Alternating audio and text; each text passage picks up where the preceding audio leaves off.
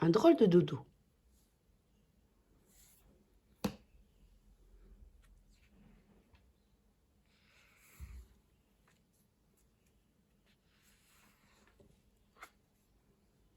Notre histoire se passe sur un lointain volcan, quelque part au milieu de l'océan Indien.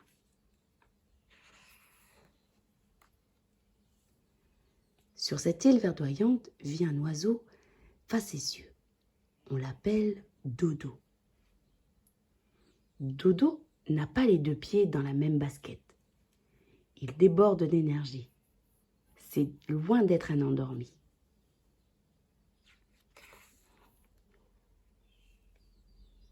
Dodo est un oiseau avec des plumes, un bec et tout.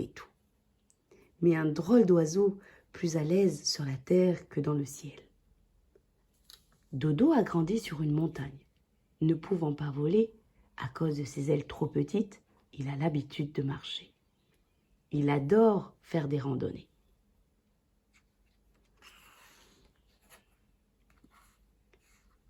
Mais ce qu'il aime par-dessus tout, c'est faire des bêtises. Ce qui ne manque pas d'amuser ses copains.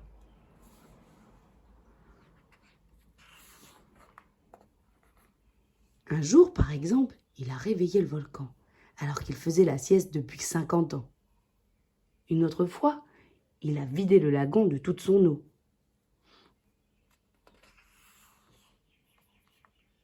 Parfois aussi, avec sa bande de copains, il décore les falaises.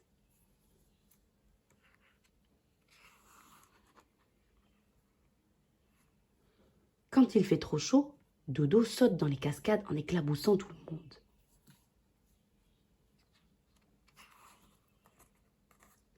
Pour prendre de la hauteur, il fait du parapente avec une feuille de bananier.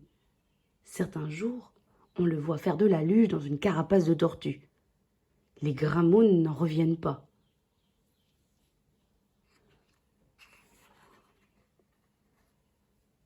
Quand il met son masque et son tuba, c'est pour faire des blagues aux murènes.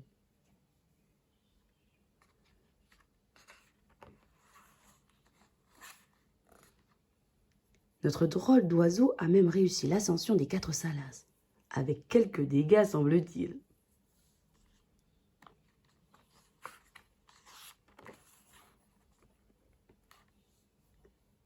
Pour récupérer de toutes ses émotions, Dodo fait des festins de fruits tropicaux avec ses copains et des siestes entre les palmiers.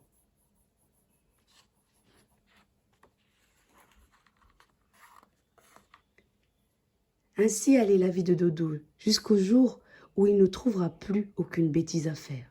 Alors, il commença à s'ennuyer. Il en fit part à son ami baleine à bosse, qui passait là tous les ans pendant sa migration. Mais Dodo, le monde est vaste, lui répondit cette dernière. Il existe beaucoup d'autres îles. Certaines sont tellement grandes qu'on n'en voit pas le rivage.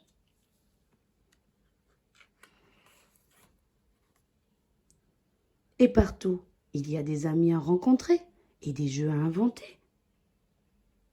Alors Dodo embrassa sa famille et ses amis et partit faire un tour du monde des bêtises.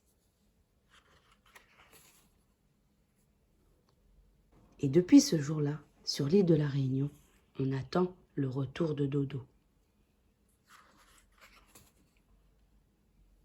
Peut-être qu'il reviendra bientôt avec une valise pleine de souvenirs et de nouvelles idées de bêtises. Mais ça, c'est une autre histoire.